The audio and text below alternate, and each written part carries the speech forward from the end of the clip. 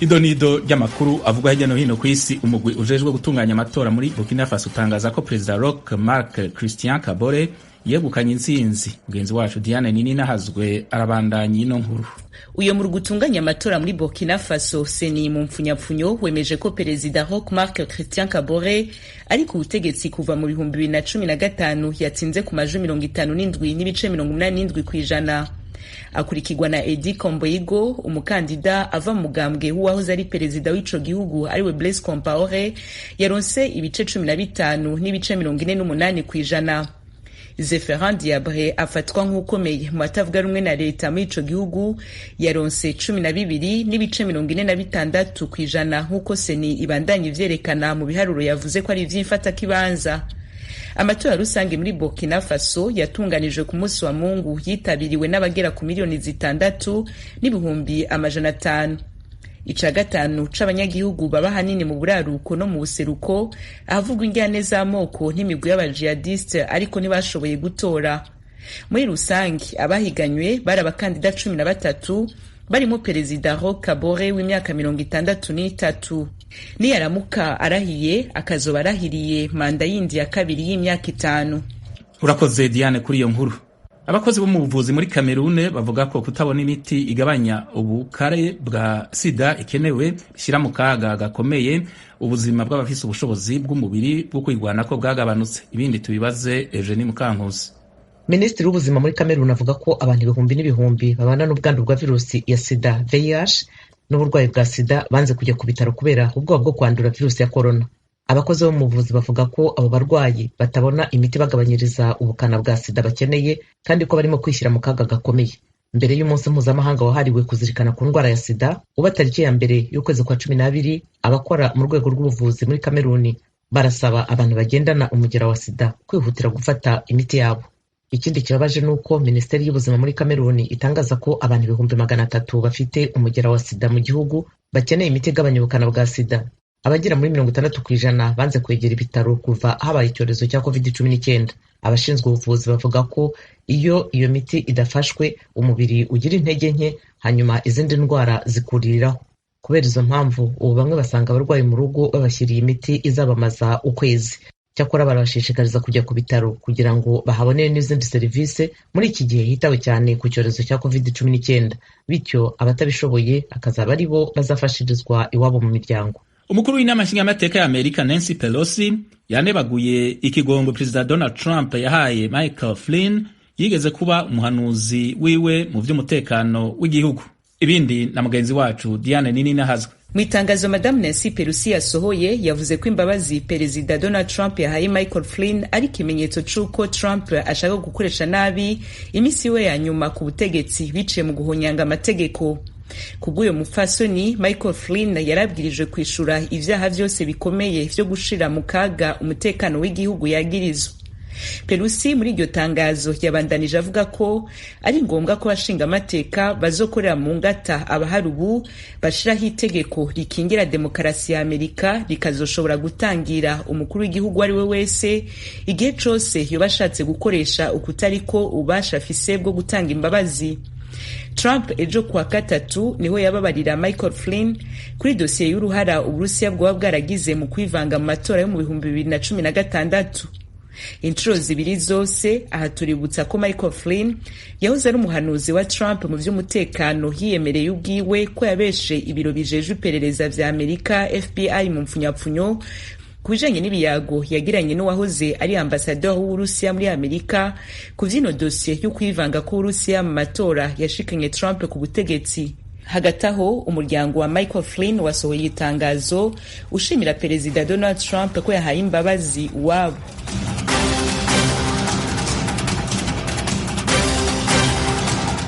Barakoze bagenzi bacu kuri aya makuru yo hirya no hino ku isi baje kudushikiriza ijwi rya Amerika ribandanya kubashikiriza ibiganiro vyaryo mu Kirundi n'ikinyarwanda. Mushobora no kudukwirikirana kuri Facebook no ku kibanza cacu ca internet kuri wezi3 radio yacu voa.com.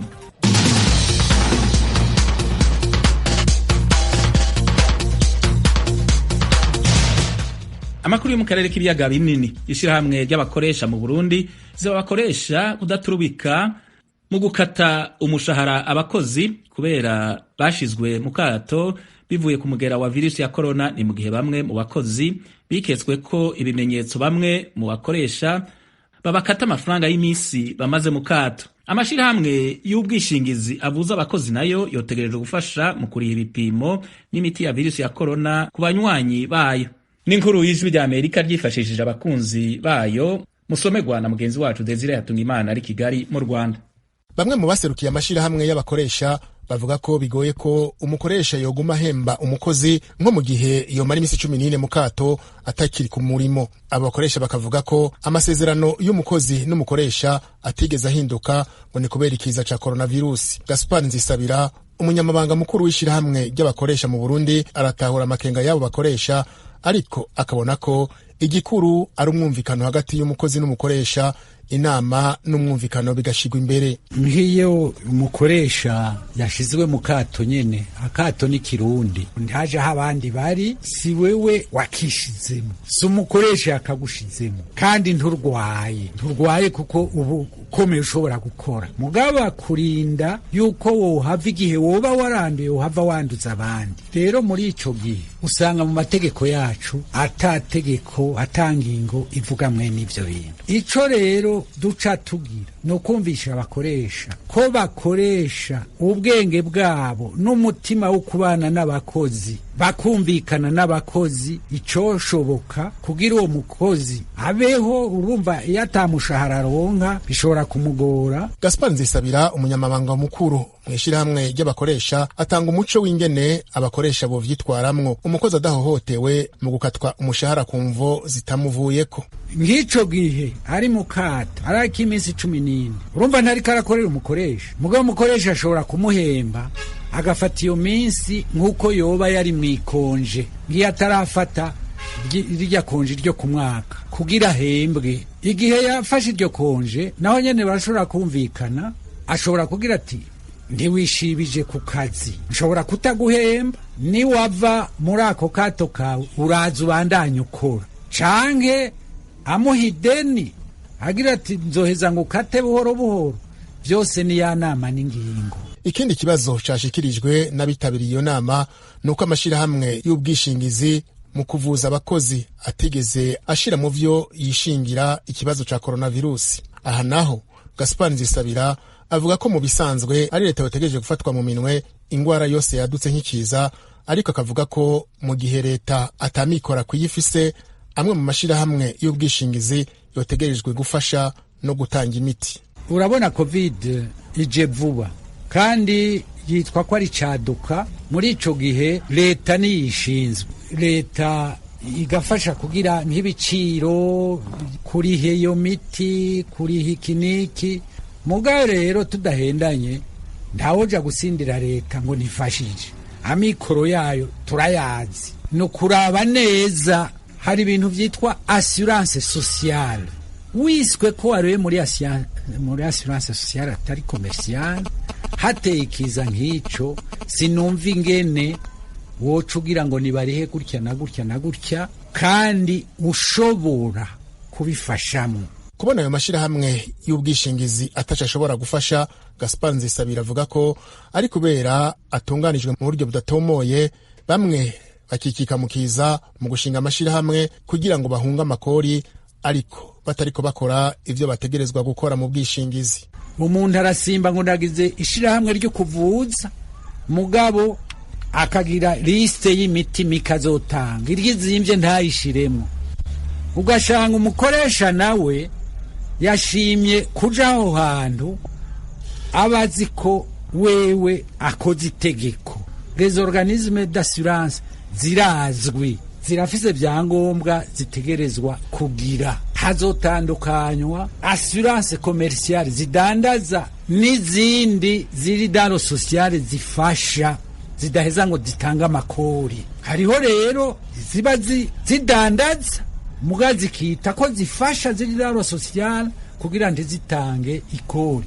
Kubw'ishirahamwe ry'abakoresha mu Burundi gutunganya amashirahamwe y'ubwishingizi hisunzwe amategeko vyotuma abakozi n'abakoresha bahungukira mu bijanye no kwivuza, imiti imwe batahora baronswa ikaboneka.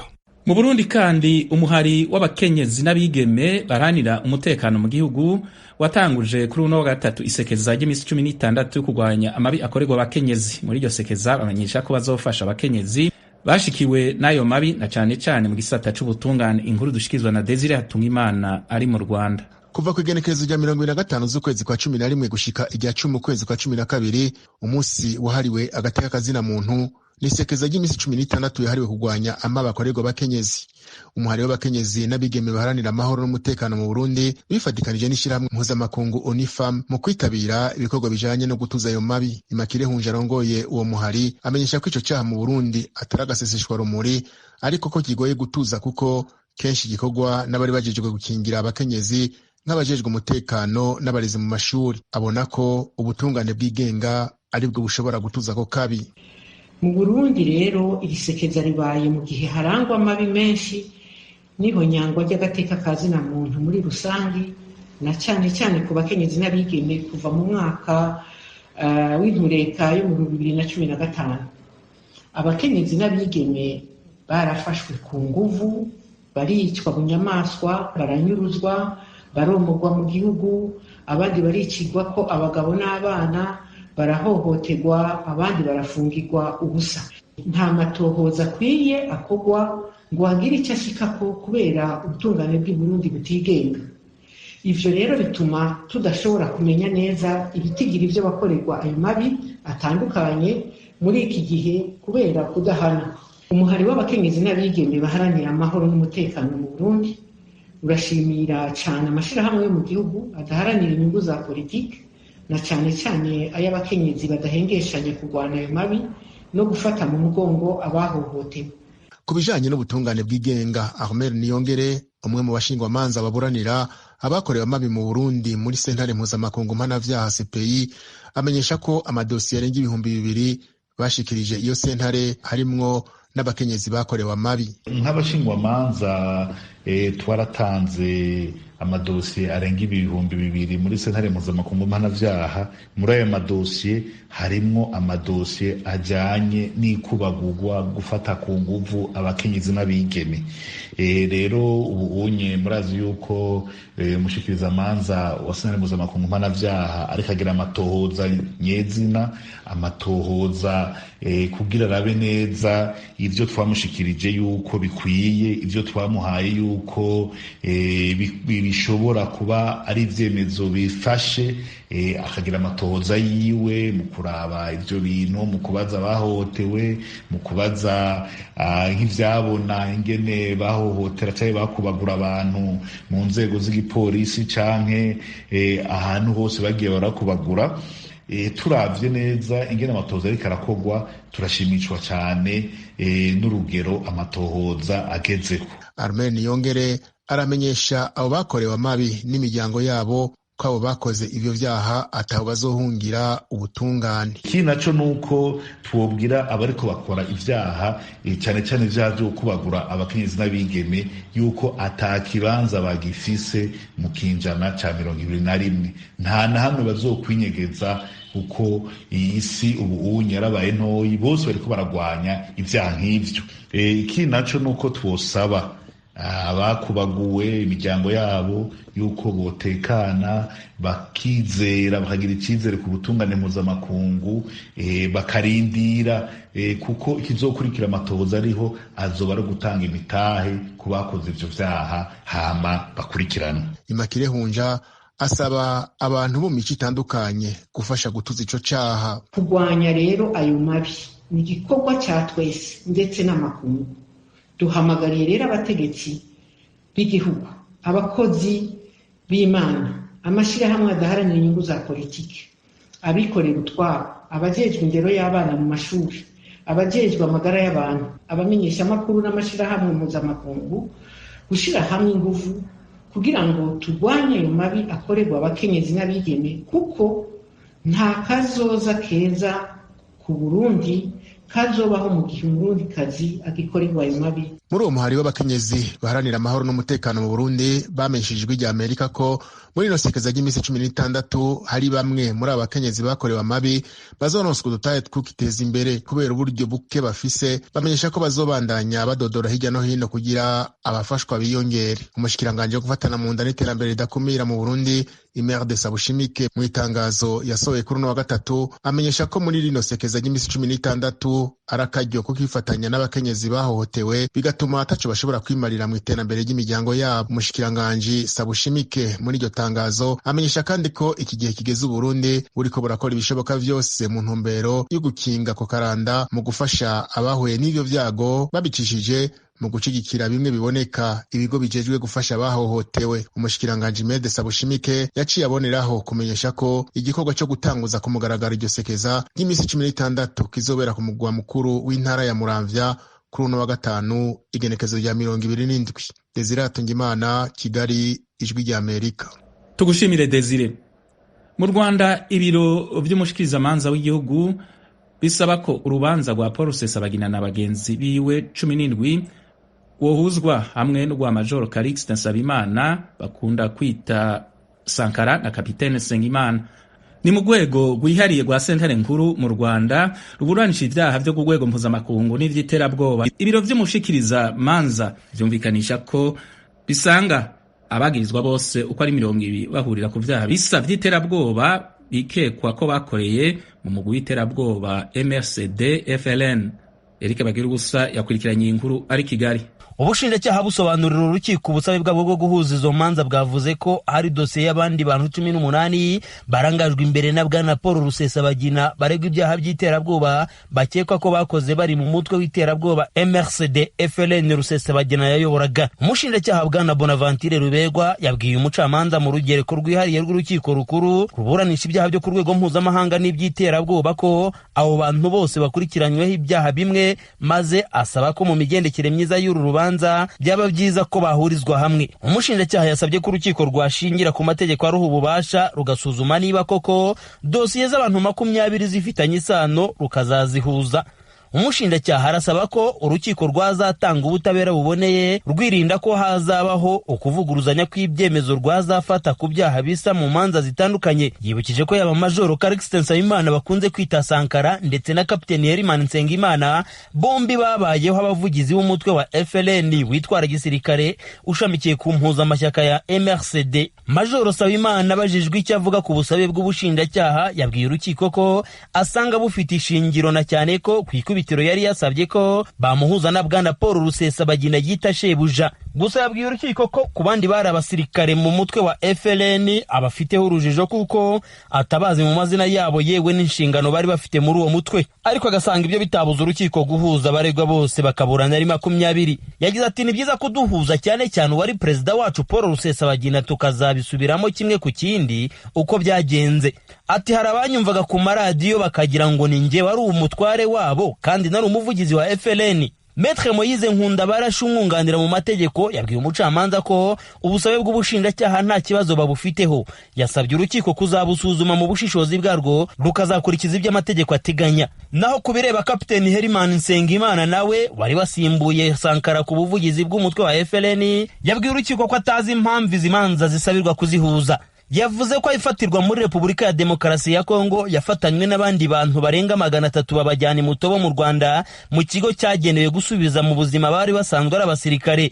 Yasobanuye ko yaje gutungurwa nuko ariwe bakuyemo bamubwiye ko hari ibyo bamukurikiranyeho. Kapiteni Nsengimana avuga ko hari abandi basirikare bari ku rwego rwa koloneli na ba generali batakurikiranywe kandi aribo bamutoje banamuha amategeko n'amabwiriza muri FLN. Umucamanza ukuriye inteko iburanisha yibukije Kapiteni Nsengimana ko igihe cyo kuburana urubanza mu mizi azahabwa umwanya uhagije wo gusobanura abo yumva bagombye kuba bari kumwe muri dosiye, maze amutegeka kwibanda ku busabe bw'ubushinjacyaha. Kapiteni Nsengimana nawe yemeye nta shiti ko asanga imanza zose zahurizwa muri dosiye imwe. na Maître Johnson Kabera umwunganira mu mategeko yasabye urukiko kuzakoresha ubushishozi bwarwo rukazabifataho umwanzuro. Mu baregera indishyi uhereye kuri Maître Yusuf Ndutiye ubunganira mu mategeko nawe yabwiye urukiko ko bashyigikiye ubusabe bw'ubushinjacyaha bwo guhuriza hamwe izi manza. Yongeye gusobanura ko izi manza zose ziramutse zihurijwe hamwe ari bwo buryo bagira amahirwe menshi yo kwishyurwa ibyabo byangirijwe. N'abandi baregera indishyi bose bashyigikiye ubusabe bw'ubushinjacyaha. Gusa Maître Ndutiye yazamuye icyifuzo ko kubera umubare munini w'abaregwa muri iyi dosiye byaba byiza harebwa ubundi buryo urubanza rukazaburanishwa imbona nkubone abaregwa bose bari mu rukiko aho kuruburanisha hifashishijwe ikoranabuhanga rya video conference. Iri koranabuhanga ryifashishwa mu nkiko mu mugambi wo kwirinda icyorezo COVID-19 gikomeje kuyogoza isi yose. Umucamanza yasobanuye ko byasaba gutegereza bakareba mu minsi izaza uko icyorezo kizaba cyitwaye. Avuga ko icyifuzo cya Maître Ndutiye kitoroshye. Yabwiye ababuranyi bombi ko ibihe biriho bya COVID-19 bigoye no kurenza urubanza ruburanishwa. Asaba ko impande zose zategereza ikizakunda kikazabamenyeshwa. Yavuze ko na mbere y'uko uyu munyamategeko bagezaho iki cyifuzo inteko iburanisha nayo yari yarabiganiriyeho ikibaza uburyo bazaburanisha abantu kuri video conference batabazi. Ubu busabe bw'ubushinjacyaha bwo guhuza Majoro Sankara, Kapiteni Nsengimana na Bwana Paul Rusesabagina ndetse n'abandi 17 bose hamwe bakaba 20 buje nyuma y'ijambo mukuru w'u Rwanda Paul Kagame yavuze mu kwezi kwa 9 uyu mwaka ko abaregwa bose bashobora kuzisanga mu rukiko bashinjanya umwe ku wundi. Hari nyuma y'igihe gito Paul Rusesabagina kimara gufatwa akagezwa ku butaka bw'u Rwanda. Ari kubitangaza makuru by'igihugu, Perezida Kagame yavuze ko bose bazagiraho bahurira buri bose ashinja undi ryo bakoranye hagati ya Icyakora ugaheruka kuburana urubanza rwe ku ngingo y'ifungwa n'ifungurwa ry'agateganyo Bwana Rusesabagina yabwiye urukiko ko we ubwo akurikiranywe ku giti cye nta bandi bantu ubushinjacyaha bwita amashumi ye azi bareganwa.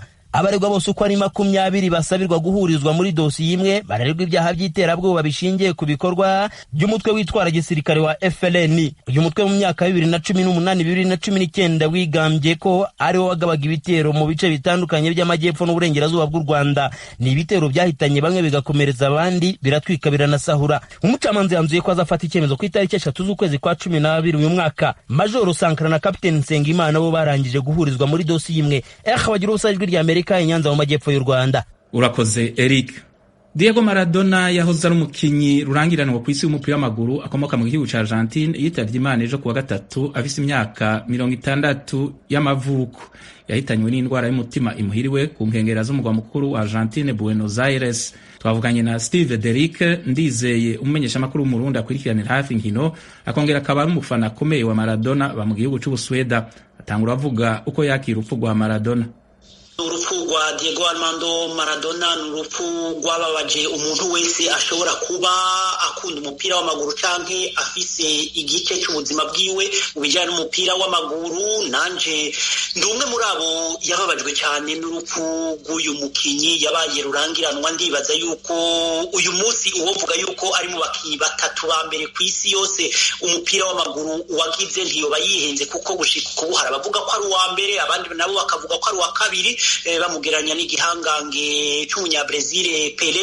Ariko rero ndibaza yuko aragahinda ari umubabaro udasanzwe kuri abo bantu bose boba bakunda umupira w'amaguru na cane cyane barabonye uyu mukinyi rurangiranwa w'umunya Argentine Diego Armando Maradona akina umupira w'amaguru. Nagahinda rero ni umubabaro udasanzwe no gukumbure abakunzi b'umupira w'amaguru tukirimo gushika kuri uno munsi. Kubikwerekeye uri umufana wiwe cyane ariko uri mubarutse vuba batamubonye cyane. Ndibaza igihe yakina nikihe cyatumye mukunda cyane? Icyambere ndibaza yuko mu myaka kumbure twariko turaca ubwenge nico gihe umukinyi Diego Armando Maradona yavugwa cyane. Wasanga ibinyamakuru byinshi byandika Diego Armando Maradona, ugasanga ku mpapuro za mbere usanga hariko ifoto nini y'umukinyi Diego Armando Maradona. Ivyo rero nkanamenyesha abantu bose bakunda umupira w'amaguru yuko nimero yambara nimero 10 niyo nimero abatari bake bahavuye babona yuko ari nimero ikwiye guhabwa umukinyi rurangiranwa. Ivyo byose byavuye kuri umukinyi Diego Armando Maradona. Jewe ngi mu mashuri mato ndibuka yuko Diego Armando Maradona warakina umupira w'amaguru ugasanga ugenda urivuga Diego Armando Maradona, Diego Armando Maradona, bigashika ukonona impuzu ugasanga wanditse ko nimero 10 aho hose ushaka kwerekana urukundo canke ingene wemera umukinyi Diego Armando Maradona. Mu nyuma ndibaza yuko yabandanije yavugwa cyane mu bijyanye n'umupira w'amaguru, naho yari amaze guhagarika nivyo byinshi mu byagiye biramuvugwa ko amaze guhagarikana cyane cyane usanga atari ibintu byiza, ariko rero ubuhinga n'ubukerebutsi yari afise mu gukina umupira w'amaguru byatumye isi yose imukunda, eka mbere abana bose barutse n'ubu ugasanga baguma bakunda uwo mukinyi. Yego, uravuze ko yanditswe ko byinshi amaze guhagarika gukina, aravugwa ko yafata ibiyayura umutwe nka za kokayine, ko byoba biri mu byatumye amagara yiwe atangura kumera nabi. Uribaza ko biri mu byatumye igice cya kabiri cy'ubuzima bwiwe kimera nabi, mu byatumye apfa, kuko imyaka 60 mu bisanzwe umuntu yifashe neza ntaba arasaza? Ego, ubiravye ndibaza yuko ivyo vy'ibiyayuramutwe yagiye arafata nivyo vyatumye ubuzima bwiwe bugenda burabangamirwa. Aho rero novuga yuko amaze gushika kuba rurangiranwa agashika nko mu gihugu ca Espagne mu mugwa FC Barcelona, nta kindi catumye mu gihugu ca Espagne bafata ingingo yo kumutanga bakamugurisha naho yari umukiri urangiranwa. Kubera iki? Kubera wenyene yari amaze kwiyemerera icese yuko no mu mugwa FC Barcelona ariho yatanguye kunwera ibiyayuramutwe. Muri make cyane mu kurangiza, ni irihe ragi ubona abantu bakunda umupira w'amaguru baba abakera canke abarutse vuba bomufatirako?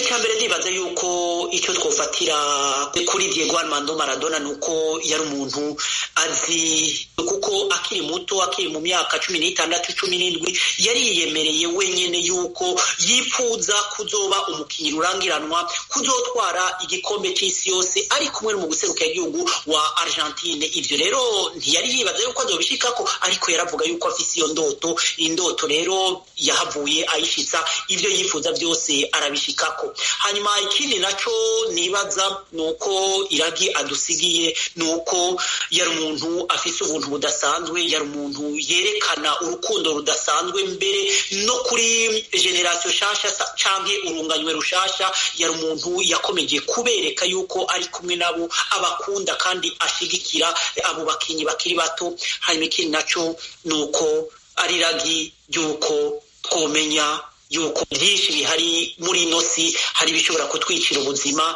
ari navyo bimuhitanye. Ivyo rero tukagerageza kuvyirinda. Aha niyo turangirije amakuru n'ibiganiro twari tubafitiye muri kano kanya. Dushimire engineer yadufashije mu buhinga bw'ivyuma na Fasilge Beyehu yadufashije kwegeranya ibiganiro n'amakuru twabashije.